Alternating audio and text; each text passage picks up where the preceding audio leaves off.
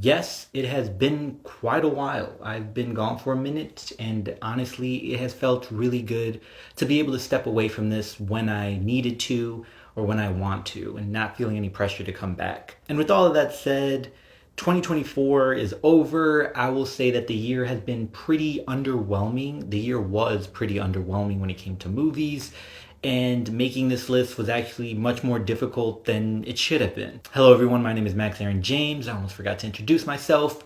In this video, we are doing my top 10 worst movies of 2024. I wanted to wait for the year to officially end to really give myself time to assess how I was going to order this list. So I would say for the most part, it's not in order. Except for maybe the top 3 worst movies in my opinion. Again, this year was pretty disappointing or underwhelming at the very least when it came to movies, and luckily it made up for it with music, but that's not what we're here for. Alright, let's get started with number 10, which is Joker Folie à Deux, which is a movie that is an abysmal sequel that some people believe accomplished what they theorize Phillips is trying to do or say to the audience or the studios. Either way, it doesn't make for a good movie. It doesn't justify how bad the story is, how actually unnecessary it feels, and that it feels more of this could have been an email. We have here at number 9, Borderlands. That is much worse than I expected it to be, and I did expect it to be bad. It is based on a video game that came out over a decade ago,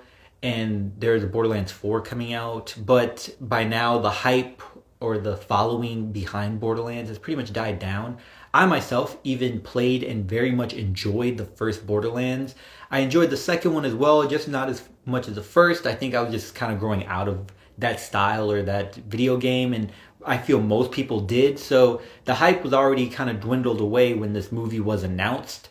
And although some people were probably excited for it, I was not. At number 8, we have Slingshot, that I'm sure most of you probably never seen, and I don't know if you've even heard of it. We have Casey Affleck as our lead on this ship, a 3-man mission to Jupiter, I think, and it's supposed to be a thriller. And I would say pretty much if you've seen the movie Identity, it is identity in space. And just like Identity, it gives you a very underwhelming and pretty much disappointing ending or conclusion that is supposed to be a twist that's supposed to leave you in shock and awe. But you are like, where are the stakes now? All the stakes are gone and meaningless. Casey Affleck gives us another boring performance here. And I don't want to comment on his overall ability to act, just he's known for giving that very stale face. And yeah, so I never connected with him, never connected with any other characters, never really cared about his backstory or how he feels or what he's going through and experiencing. And then we get something at the end that felt like the writers had a bunch of ideas of how to end the movie, and they chose to stuff them all here with a bunch of hallucinations or imaginations or illusions of what really happened. And maybe it's to let the audience decide what really happened. For me, I was like, thank goodness it's over. Where are the credits? At number 7, we have Kinds of Kindness. Yorgos, of course, he's never going to run out of work. People are going to give him stuff because there's that niche audience that thinks that he's a genius and he makes great stuff, and probably some studio execs that feel the same way, and I'm sure he has some ties. This movie's bad. Number 6, we have Night Swim, which actually had some redeeming qualities, mostly being that it's a horror film I'm a fan of, and it has some scenes that are funny, unintentionally funny at that. And I think the thing that really wins this for me is that they have a pool. This movie follows tropes of other horror films as far as a house being haunted or an element of the house being haunted, and this family moves in and the dad gets possessed and tries to harm the family or just any family member trying to. So it gives that Amityville feeling as well as other movies. But that trope is done so much, I don't think it necessarily bothers us as much as whether what we really care about is this movie entertaining, fun? Is the story original enough? Or is it a fresh take on something that's been done previously. The acting is not good. I think the execution is not well done. The story is actually pretty lackluster. It's paper thin. It feels like a tax write-off for the studio, especially considering it came out in the beginning of the year. And it's just like, hey, we have this money left over from our budget. We need to knock it out or spend it before the end of the fiscal year.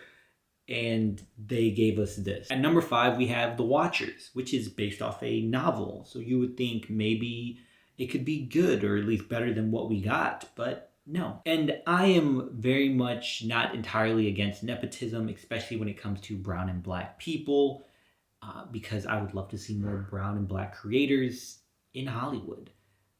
But my goodness, this is bad. So what I'm referring to is that this was directed by M. Night Shyamalan's daughter, and she gives us a lot of Shyamalan-isms. We can tell who's gonna die because each character suddenly gives you their backstory or what they've been dealing with or the trauma they have with them and their experience to make you sympathize for them. So clearly they're about to go next. And then the one side character that doesn't die doesn't really have any backstory or anything interesting about her. All you're told is that she's married. At number 4, we have Imaginary, which full on feels like a tax write-off. This movie is this narrative, their story is paper thin. The plot is just a concept. And the acting, at number 3, we have Tarot, which is very much writing off more so the idea of what the movie could be than actually giving us anything else. This movie felt very much like a Final Destination movie, and I believe maybe it was pitched as a Final Destination movie, but with tarot cards. But it doesn't work in either way because our lead doesn't really predict who's gonna pass or die or what's gonna happen and when. It just goes off the very beginning. You mess with some tarot cards, and that's it. At number 2, we have American Society of Magical Negroes, which I wanted to put at number 1, but it's not the worst movie. It just very much upsets me. This movie upset me so much, I wrote 2 essays about it, and I was gonna make a second video about the movie and the issues I have with it, but I had to calm myself down, and also I didn't have enough motivation or cared enough to make the video anyway. For one, I couldn't tell you who this movie is for. I don't know if he could tell you who this movie is for. And 2, I can tell that the people around him helping him, from what I heard, this is a Sundance Fellowship output. And we know Sundance is predominantly white liberals, and that this is very much going to appeal to them. And as far as the representation and representing the represented, the marginalized, the any minority community, and then feeling good about themselves. That's what this pretty much would be. At number 1, this movie was bad, so bad that I was upset. I was so upset that I laughed when it ended, and that is The Strangers, Chapter 1. This movie that the director claims is not a remake follows the first Strangers movie almost beat by beat, and even lines are very similar. Maybe a word or two is changed, but it's pretty much the other Strangers movie. The only difference is that this is supposed to be part of a trilogy, and it has a twist at the end that's supposed to make you interested in watching more. And it made me more upset because I wanted it to just end here. And because it was called Chapter 1, I thought it was going to be a prequel to the other Strangers movie. But it is the same movie. Of the 3 Strangers movies that come out, the 2018 Strangers sequel was much better. It's the best one. And it's actually not bad. And it's enjoyable. And I appreciated the approach and the storytelling and what they tried to do with the world. Again, it's not perfect. It's pretty flawed. And I wouldn't say it's like amazing. But I watched it with very little expectations and thought this is much better than what we've been given with the movie prior and this movie now. Do any of you have a list of like worst movies? I know oftentimes we have our best, but do y'all have a worst? And do you just in general have a movie that you feel is the worst of 2024? Until next time, y'all take care of each other, check up on one another, Make sure you check up on yourself, and remember, potential has no limit.